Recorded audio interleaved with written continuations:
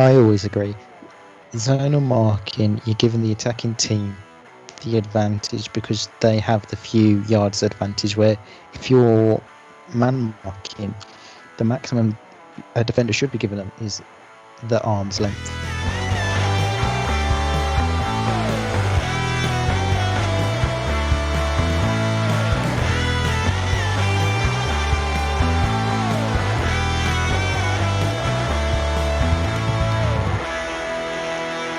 Hello and welcome back to Off the Crossbar podcast with myself, Regan, Walsh, and as ever, my co-presenter, Bradley Morris. How are you on this Thursday afternoon, Brad? There are many things I do like about football. Burnley are not one of them. I take it it's not your happy place then. Burnley can fuck off. Agreed. Never liked them anyway, being in the Premier League. But we've had plenty of stuff to talk about on this week's show. We've had midweek action in up and down the Premier League, except Liverpool versus Tottenham, because as of time of recording, that game hasn't happened. We are looking forward to this week's Premier League games and WSL games. We'll have our usual predictions league and our GTS, which is Guess This Squad, later on in the show as well. Right, there's only one place to start, and that is, of course, yesterday's game at Old Trafford, where Manchester United played Sheffield United, and it was the Blades that ran out 2-1 winners, with goals from Oliver Burke and Keane Bryan scoring for Chris Wilder's sides, and a Harry Maguire goal for Ole Gunnar Solskjaer. Your thoughts on the game? Oh, it's not my fault going first, it's yours. Go ahead. I mean, poor performance from Man United throughout the whole game. I just thought they were really poor. Like, this is one of the poorest teams that I've seen in a while. That's the thing. Yes, they've been top of the Premier League in recent, I think 2 weeks it was, and everyone's getting overhyped about it. But for me, I always said it means fuck all. They're just, unless this was the last weekend of the season and they'd won the title, then fair enough. But we just got past the halfway stage. It's silly to get ahead of yourselves. And credit to Sheffield United, they took the chances and they got the win. I mean, little controversial with the one goal for the push on David De Gea, which was clearly a push, and I've seen given as fouls. And it was a clear push on him. Every video I've seen of it, I can't see anything wrong with that. He clearly Billy Sharp clearly pushes him in the back. You think that's enough for a penalty, then you foul, you're gone. That's a foul. You can't. You're not allowed to have that sort of contact on a goalkeeper anymore.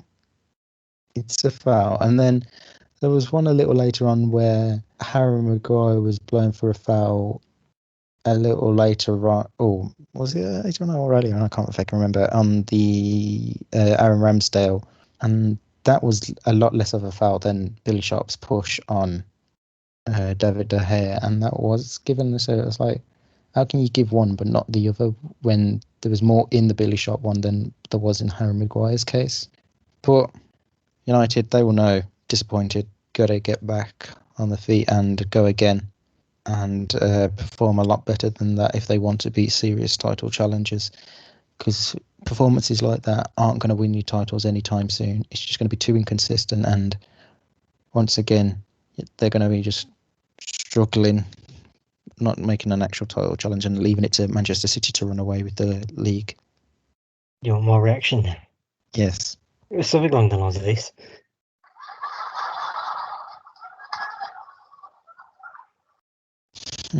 It's to the bottom of the league.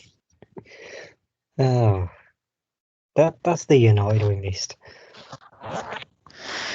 Yeah, I mean, they had gone on, I think it was a 13-game unbeaten run, accumulating 33 points in that time, which is a good run for United. But that game against Sheffield United should be the one that they are winning rather than losing it in the way that they did. Especially at Old Trafford. That's the thing, though. United's form this season at home has been woeful. I mean, I think that might be their 4th loss at home this season, which is ridiculous. I don't know what it is, whether it is the lack of fans to bring that so-called United on to it. I don't know. I've never seen a United team this bad at home in years. I mean, I think that was Sheffield United first, what do you call it, win at Old Trafford since 1973. Was that just how it was? But you have to look at the past teams. I mean, why was surely? Not this start to the at home. Maybe the David Moyes era. I think he had a similar run, or maybe a little bit worse. But it's really bamboozling as to why they were so poor at home this season. And I mean, the impact that Luke Shaw had on for the few minutes that he was on in the second half really shows that he's been such a spark in recent weeks, which I never thought I'd say. But I don't know, there's just not enough in it. And I think they need to pull up their socks and get going again and look ahead to the weekend's fixtures.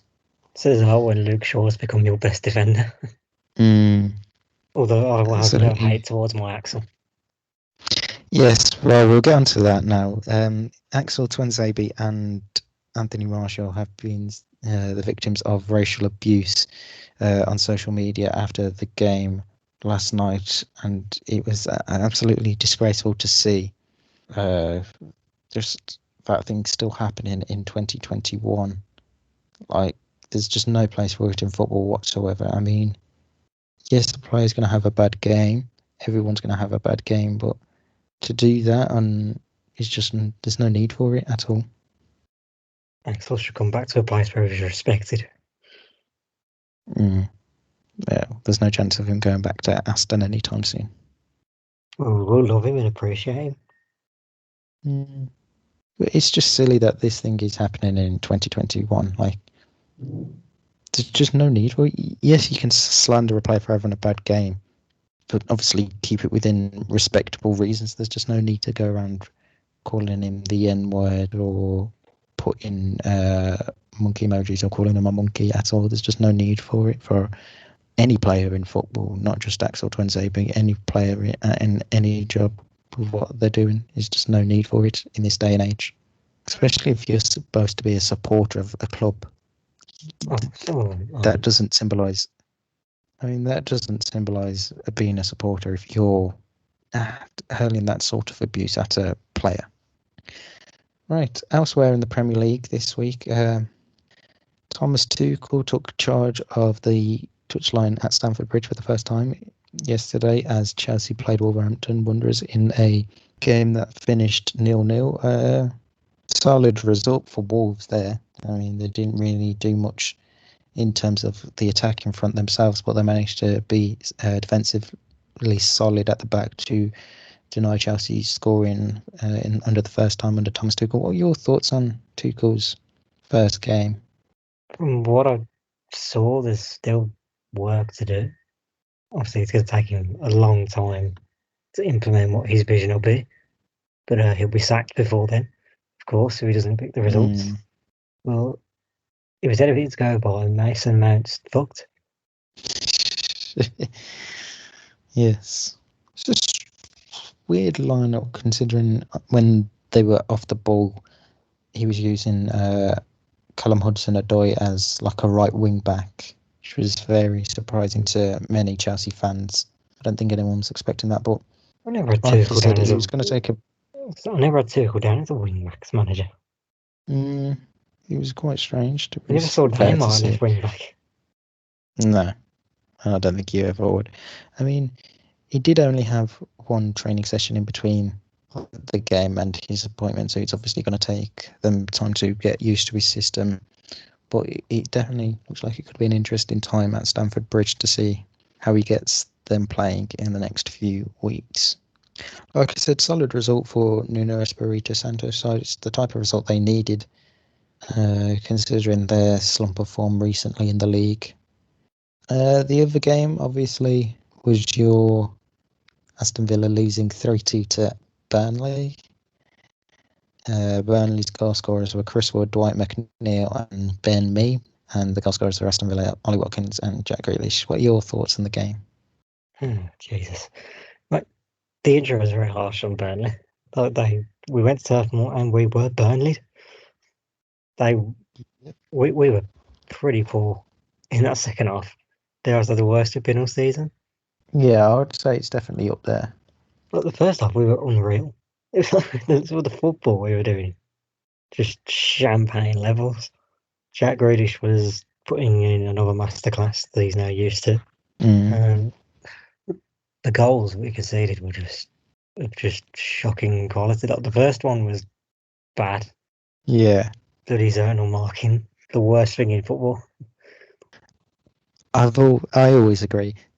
Zonal marking, you're giving the attacking team the advantage because they have the few yards advantage, where if you're man marking, the maximum a defender should be given them is the arm's length. So you should be within touching distance of your attacker, and then it's harder for them to, I mean, yes, they can still score, but it's harder for them to score than having the attacker having 3-4 yards advantage just running into the box. And all the teams do that against, not Burnley, for God's sake. Yeah. Very good. Just going on the second one as well, that was fluky as fuck. Yes, proper. Martinez clearly thought Vidra was getting that, and he just didn't. I can't complain too much on the third one. No, I don't think there can be much complaints about it, actually. We could say poor defending all we want, but that was a very good header from a guy who hasn't scored all season. There we go again, helping. We're the real Robin Hood. You sure it's not Man United? No, it's us. We always give to the poor strikers who haven't got a goal. Yeah. But the one we got to say, we were talking about online meltdowns of Man United, because the meltdown on Villa was horrendous. You'd think we were in the relegation zone. Yeah. They went nuts on nights saying Mings is shit, McGinn's finished, he's crap. But a bit of perspective was needed from some of our fans. Yeah. I think that's always the case, though, because years have had such a good season, and fans are thinking, oh, that's it, your season's done and you're relegated, rather than it's just a form and they're going to be able to recover from it. Yeah, I think people took the European exploits too seriously. Elsewhere on Wednesday, Everton and Leicester played out a 1-1 draw. Yuri Tielemans scored for Brendan Rodgers' side, whilst James Rodriguez scored for Carlo Ancelotti's side. Brighton and Fulham played out a 0-0 draw. And on Tuesday, West Ham beat Crystal Palace 3-2. Michy Batshuayi and Wilfried Zaha scored for the Eagles, whilst Thomas Souček scored a brace and Craig Dawson scored for David Moyes' side, which saw them jump up to 4th place in the Premier League, which is very fucking strange. God. That's strange. But is Thomas Souček the most underrated player in the league right now? Not by us two, but yes. Because us two have been talking about how good he is. That man is doing bits for my fantasy team. He's an absolute cracking player. Elsewhere on Tuesday, Leeds beat Newcastle United 2-1. Rafinha and Jack Harrison scored for Marcelo Bielsa's side, whilst Miguel Almiron scored the only goal for Steve Bruce's side. Arsenal put 3 past Southampton. Alexander Lacazette, Bukayo Saka and Nicola Pepe with the goals, while Stuart Armstrong scored for Ralph Hasenhüttl's side. And the other games saw Manchester City put 5 past West Bromwich Albion.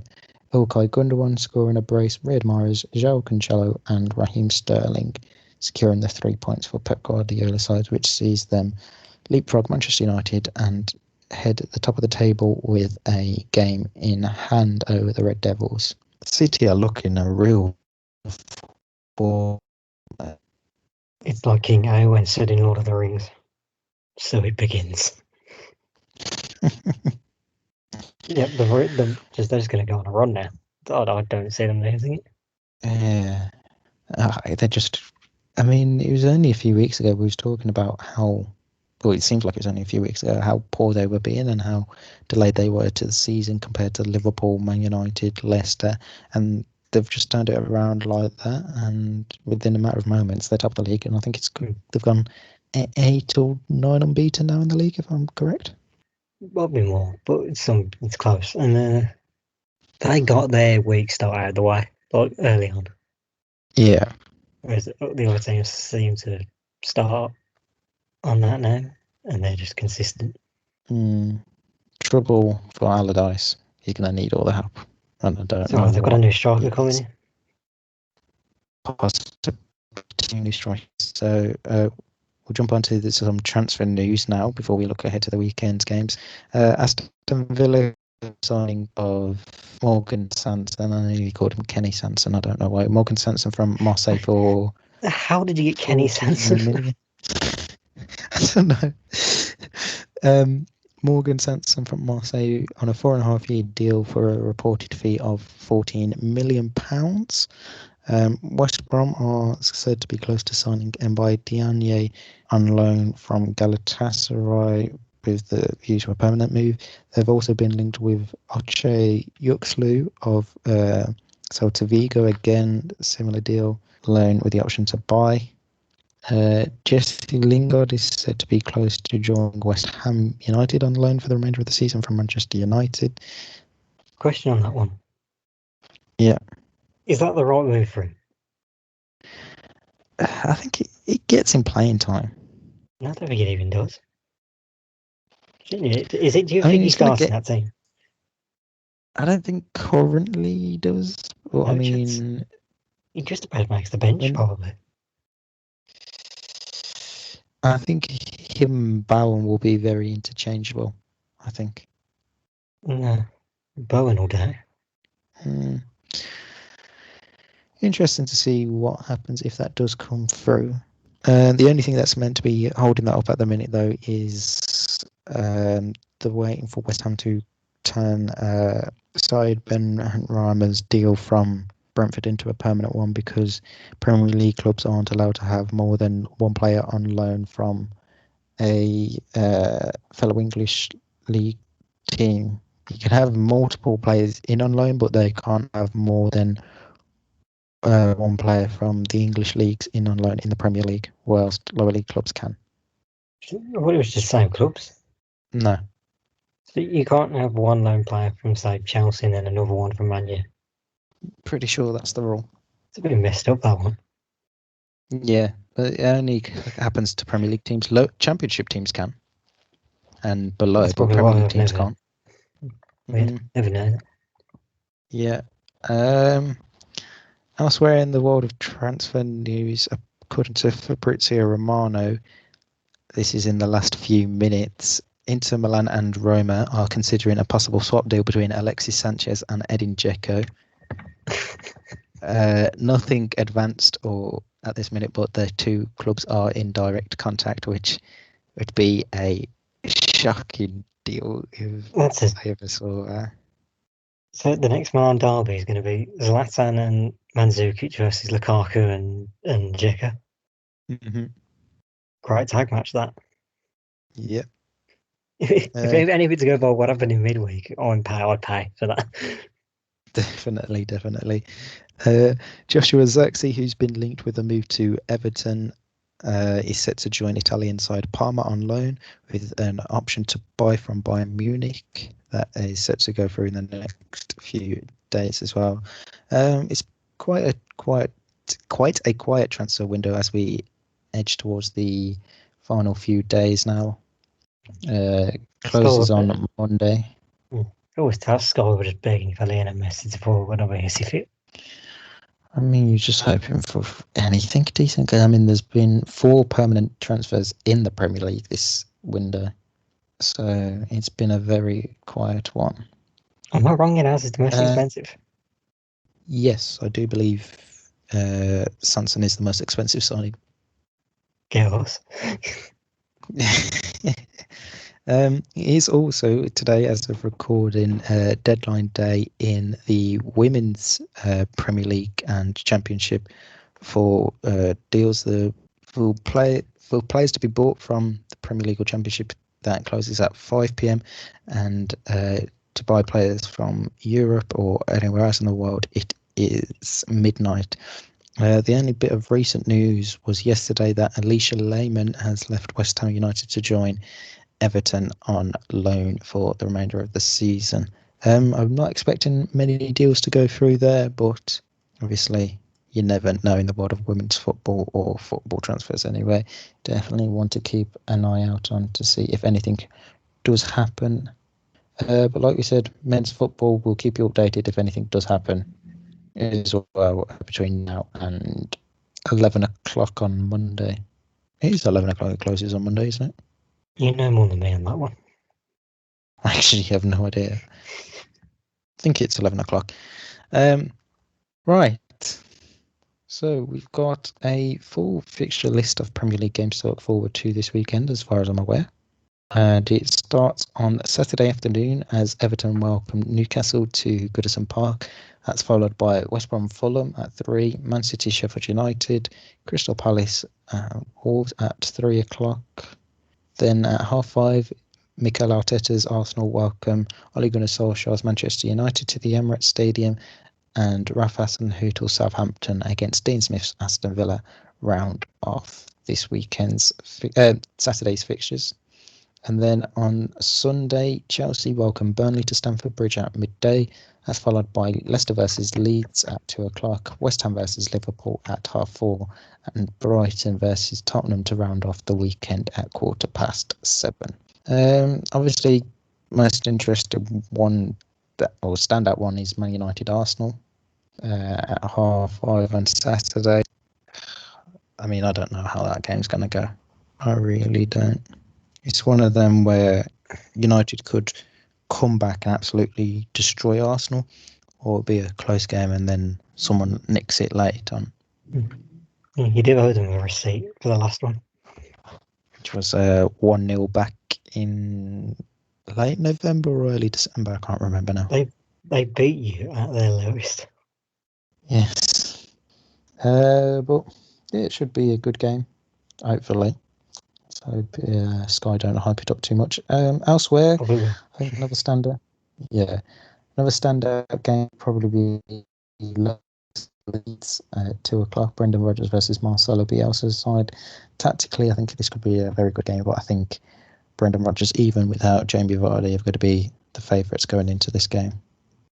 You've said all that, and Leeds will probably win now. Well, let's hope you don't put them in your predictions league then, because we know what happens the last few times you predicted a Leeds win. Hey, I got this. How are you feeling about your game against Southampton on 8 o'clock on Saturday? There's two teams, same points. Obviously, Villa ahead, having played a game less than the Saints, but could be a very entertaining game to watch. Depends, really. I think we win that. It cancels the Burnley loss a little bit. Because I think I'd have had us more to lose this one than the other one. Burnley. Yeah, it just depends if we turn up again. We're clinical, which we know we can be. But then you remember what Southampton did to us last time. Yeah, fully. It is one of them where you got to hope the right sort of Villa that we have seen for quite a lot of this season does show up, and that you can block out the tactical masterclass that is Ralph Hasenhüttl. I need to say this for audio listeners, obviously. The framing right now in our Zoom call is amazing. Are you ready to present the weather? Why are you stood on one side of it? I'm not stood, I'm still sat down. I was just grabbing a drink while You're sat on one half of the screen. I was expecting the weather graphics to pop up. Yes, and as you can see behind me, the weather in Birmingham this weekend will be appalling. I have no idea what the weather is actually going to be like because I'm not a weatherman. I've seen a yellow warning of snow. For God's sake, not more snow. Oh, Carol, it's enough. Get back to the football. Right. Yeah, so you're expecting a high intensity game and a closely fought one between the two sides. We've been better away from home as well, which sort of benefits us, but we need to bounce back after that on yesterday. Yeah. I don't see any. Oh. No other games really taking my fancy. I mean, I expect Man City to score about 5 or 6 past Sheffield United. West Brom, Fulham being a boring 0-0 game, they might as well call that off now. Crystal Palace Wolves, I don't even know where Crystal Palace are in the table. 14th, okay. Crystal Palace Wolves could be a good game then. 13th versus 14th. I'm not too sure who I'd favour going into that game, actually. I guess not. I think Palace will be desperate for a win, and Wolves will be seen as the sort of opposition they can, I guess, get it against, but Wolves winning the win just as much. Yeah, both teams definitely need it. Everton, Newcastle, you got to say, this is one where it could potentially put another nail in the coffin of Steve Bruce's future at Newcastle. That man has enough nails in him right now. He's practically a pincushion. True. I mean, they did appoint Graham Jones as one of his assistant coaches this week. So you never know. If Bruce does get the sack, Graham Jones could easily take over for the remainder of the season. Graham Jones at Luton. It was about this time last year he got sacked. I was going to say, I knew it was the same one. Yeah. I just wanted to confirm. So within the year, he's had 3 jobs. He was Luton manager, got sacked, was out for the rest of the season, joined up with Jason Tyndall at Bournemouth, and now has gone to join Steve Bruce up at Newcastle. Sounds perfectly qualified in Mark Ashley's book. True. Right. I will allow you to. Actually, we've got a full slate before we get into predictions. We've got some WSL fixtures to look forward to this weekend, weather permitting and everything else permitting. They are. Give me a second. I know Manchester United are playing Everton, if I am correct. Casey Stoney side will be looking to continue their good form this season and hopefully get the right result against Willie Kirk's side, who could obviously hand a debut to Jill Scott and Alicia Lehman. But you never know with everything, obviously weather permitting, if the games are going to go ahead. There's Villa against Arsenal as well. Is that this week? I thought that was meant to be. Yes. Then again, yellow snow warning. Yeah. I've got to say Arsenal got to be the favourites should the game go ahead. Definitely Arsenal win that one. Manchester City versus West Ham as well on Sunday. Man City are definitely going to be the favourites heading into that one. Phenomenal form, and they were phenomenal last week. Chelsea versus Tottenham. Chelsea obviously set their new WSL record for the most games unbeaten last night with a 4-0 victory over Aston Villa. Goals from Sam Kerr, Pernilla Harder, Magdalena Eriksson, and I've forgotten who scored the other goal. But yes, that means they are now 32 games unbeaten in the WSL, breaking Manchester City's previous record of 31. Bristol City play Brighton in what could be a very tight clash between the two sides. I'm not too sure who would say the favourites. Maybe you'd say Brighton just about, but you never know with this. And I do believe that is all because Reading and Birmingham City have the weekend off. Did I mention Chelsea, Tottenham? Oh yes, I briefly spoke. I didn't speak on Tottenham. But Tottenham, they'll be hoping to give Abby McManus a debut after their game last week was called off in the game against Chelsea. But I think Chelsea are definitely going to be the favourites, and it's going to be hard to stop them this season. Right. I'll hand over to you now for the Predictions League. Okay. As ever, 3 Prem games and then 3 big wildcard picks. Nothing too special. But the first up, we go with West Brom and Fulham. Are you seriously doing this one? Oh, yeah. 0-0. Yeah, you said it was a simple 0-0, so I don't know why you would go anything different. But I'm going 1-0 Fulham. Okay. Game 2. Leicester and Leeds. I'm going to go Leicester to win 2-0. Leicester. 3-1. Okay. Game Leeds are going to 3. win. Our last. We don't speak that into existence. Last Premier League game. Brighton Tottenham. It's a weird one to end on. It's an intriguing one. I think 3-0 Spurs. Ooh, how bold. 2-1 Spurs. Okay. Away game. Oh, 3 random games, not 3 away games. That would make no sense. Barcelona versus Athletic Bilbao. Who's at home? It's at the Camp Nou. Barcelona are so inconsistent this season, but I'm going to give them a 2-1 victory. 2-1 to Bilbao. Okay, interesting. Oh, sorry, I nearly put it as 3-1 there. Okay. Game next one. To Germany. RB Leipzig and Bayer Leverkusen.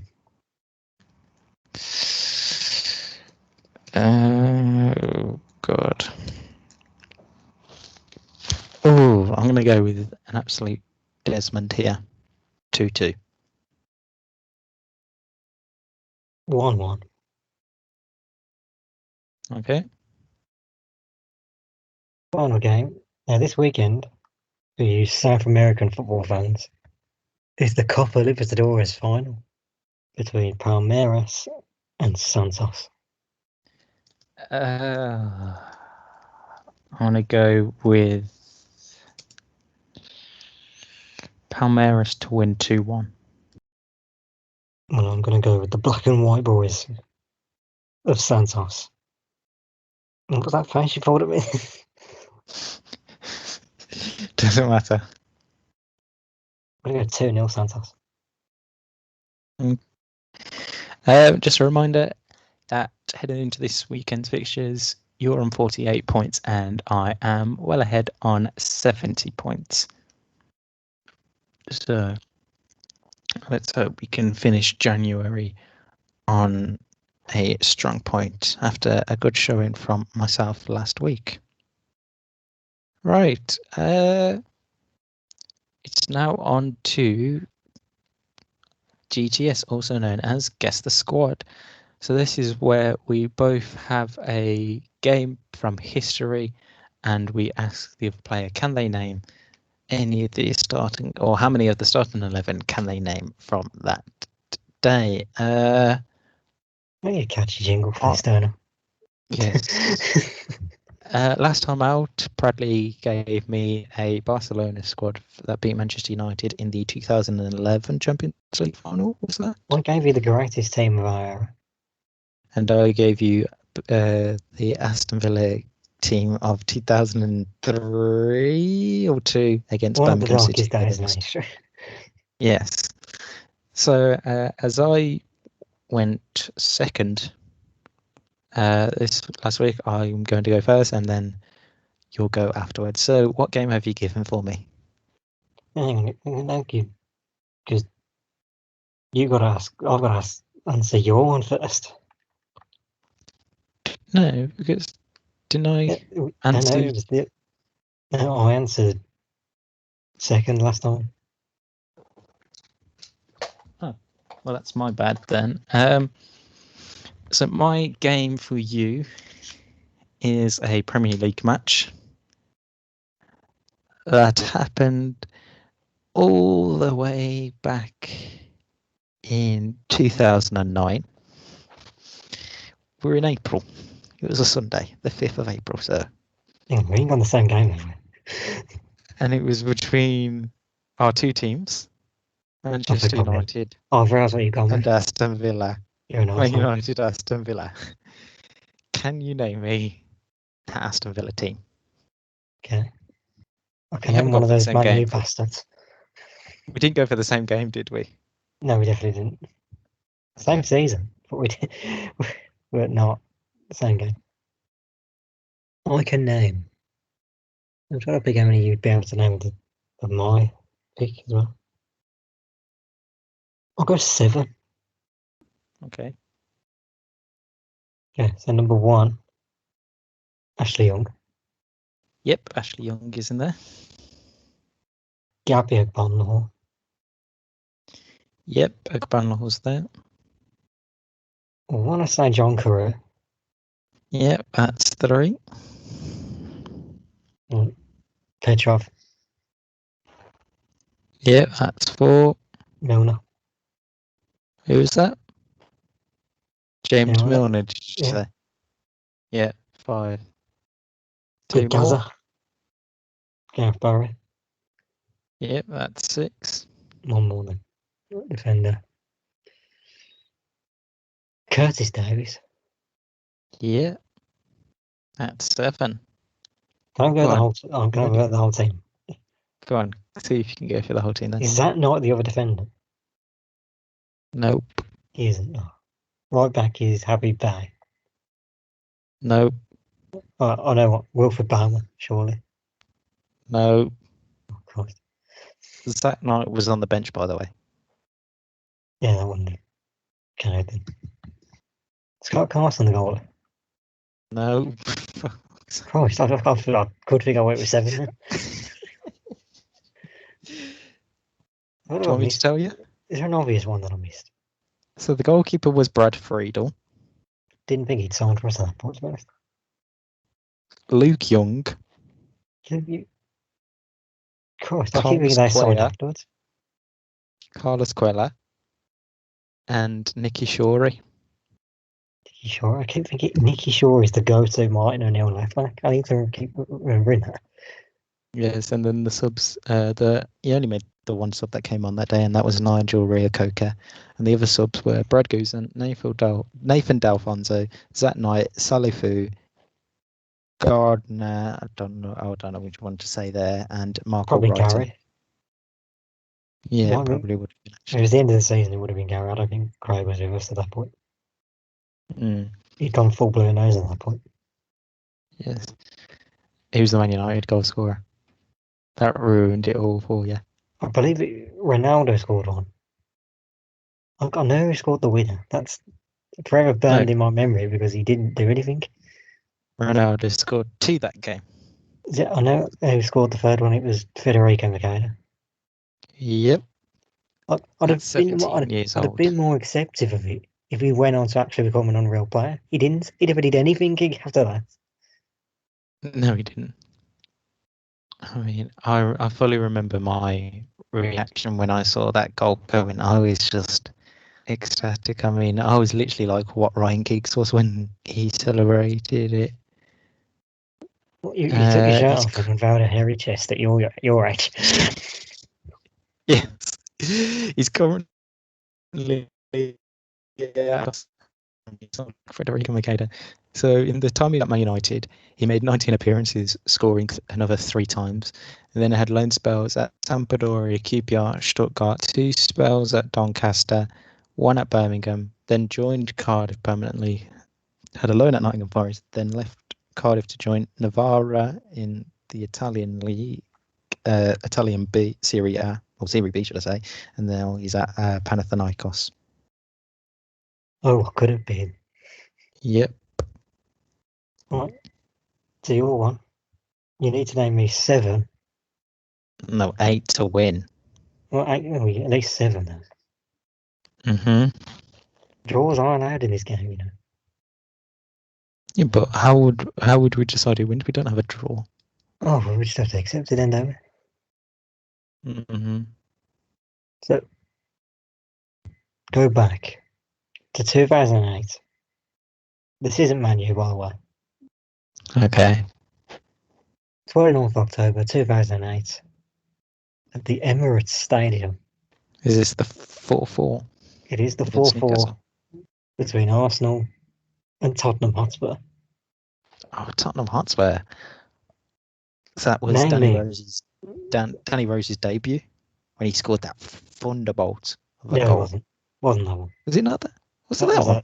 that was a while late. Was it the same season or season after? That might have been the following game because this is the Emirates. I think this is the David Bentley one. Oh, that was also a banger, that game. And I nearly thought I fucked it then, but I didn't because I want you to name at least 7 of the Arsenal team. 2009 2008. or 2008-9 season. And as we've done with Martin, it was the starting 11. And then the 7 of the starting 11. Fucking Cowboys. Bakary Sanya. It's not that bad, actually. Bakary Sanya is one of them. Van Persie. And it's 2. What are you holding up 3 fingers for? Because you're probably going to say a third one. Yeah, but doesn't necessarily mean I've got it right. No, I just messed up. Manuel Almunia in goal. That is 3. Okay. My mind's gone. Oh, Jack Wilshere. That is your mistake. Cunt's always injured, isn't he? I don't even think he was in the squad at this point. Was he not? I swear that was too early for him. I feel like it was the season after. Okay. 2008. You're missing a bigger. Am I? Theo Walcott. That is 4. Okay. I take it he wasn't the obvious one then. No, it would have been nothing. Is 2. They're obvious. Fabregas. That is 5. Okay. No, he wasn't. Oh, I don't know. That wasn't the same season. I feel like that was a season or 2 later that he scored 4 goals against Liverpool. You know who I'm on about. I do, and is it your guess? No. Thomas McMarlin. Was he one of the centre backs?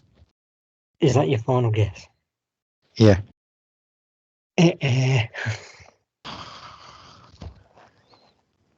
Come on then, run me through. No, he's not even on the bench.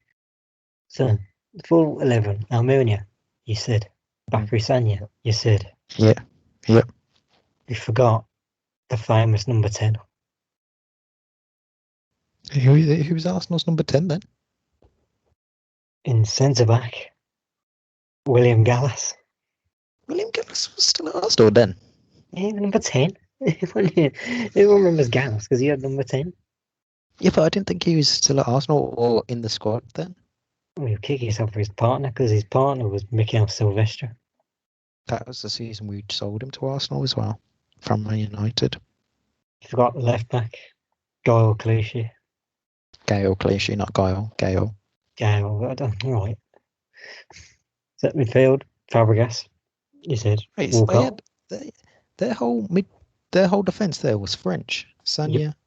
Clichy, Gallas, and Silvestre. Yep. Wait, where's Almunia from? I'm only Spanish. Yeah, I was gonna. Okay, so I said Fabregas in midfield. Walcott. Yeah. Sami Nasri. Yeah. And the other one you wouldn't have got, if you remember him, Denilson. Zillion Denilson. Yep. Yeah, I do remember him there. And Van Persie, you said. Yeah. Then what is in his strike partner? Is it a well-known name? It's a pretty well-known name, because let's just say, when you got that wrong, I'm sprinting. And I'm sprinting. Adebayor. And I'm sprinting all the way Adebayor, to the really? away end, because Emmanuel Adebayor is the strike partner he missed. Oh, unlucky. Okay. And just for the bench was Fabianski, still going strong. Yaya Torres' brother, Cola. Cola. Alex Song, what a legend. Song belong. The man who clearly has robbed Gallas' number, Abu Dhabi. Mm-hmm. The lunatic that was Emmanuel Abue. Crazy man. LAFC's finest, Carlos Vela. Carlito. And the Lord and Saviour. And Bet365's favourite man, Nicholas Bentner. Well, Otherwise I'll give known you as the credit. Lord. I completely forgot Lord Bentner. Yes, the Lord. All hail the Lord Bentner. Do you want to know this Tottenham team as well? Because this is hilarious. Go on then. This defence is brilliant. So they've played 5-4-1. Aurelio Gomez in goal. No surprise there. And 5 at the back of Alan Hutton, Gareth Bale, Regan Chorluka. He was left back. Carry on. Did you ever say Regan Chorluka? Yeah, I did hear you say Chorluka. Benoit Asuakota. And Jonathan Woodgate. Jesus Christ, that is. Get ready because of defence there, jeez. the midfield is even more lightweight. David Bentley, as I said, because of the amazing goal, if I'm right, in that game. Yeah, he scored the first goal. Jermaine Genius is another. Tom Huddleston. Jesus Christ. And a recently signed Luka Modric. Quality player. And up front, they had Roman Pavlyuchenko. Oh. Wow. And their bench for the time is quite good. So backup goalkeeper is Cesar, never heard of him. Chris Gunter. Mm-hmm. Ivory Coast legend Didier Zakora. Jesus, forgot about him. Didier Zakora. Prime Aaron Lennon. Was there ever a prime Aaron Lennon? Oh, there was. There was a prime Aaron Lennon. Jamie O'Hara. Jesus Christ. And then 2 strikers on the bench in Darren Bent and Fraser Campbell. I forgot Fraser Campbell went there. Yeah, that is it. So you've won that one. So does that make it 2-1 or 2-2 now? Isn't this not the 4th game? Yeah, that's what I was saying. Is it 2-1? 2-2 or 3? So you've won 3 and I've won last week. The only thing that you're winning. I'm winning in life. Right. That is all we have time for on this week's show. We'll be back at the start of next week to wrap up all the games and big talking points from across the world of football and have a look through any transfer deals that happen, which I don't imagine will happen as obviously the ongoing pandemic is making teams cash strapped and more focus on summer deals. I don't think there's more chance of Sheffield United being Man City than seeing a massive deadline day move. I agree. And West Brom versus Fulham being entertaining and good to watch. Right. Wherever you're listening to, make sure you like, comment, and subscribe. Enjoy the rest of your weekend, and we will see you, as we said, at the start of next week. Until then, it's goodbye from me, and goodbye from my co-presenter, Brad. See ya. and we'll see you soon.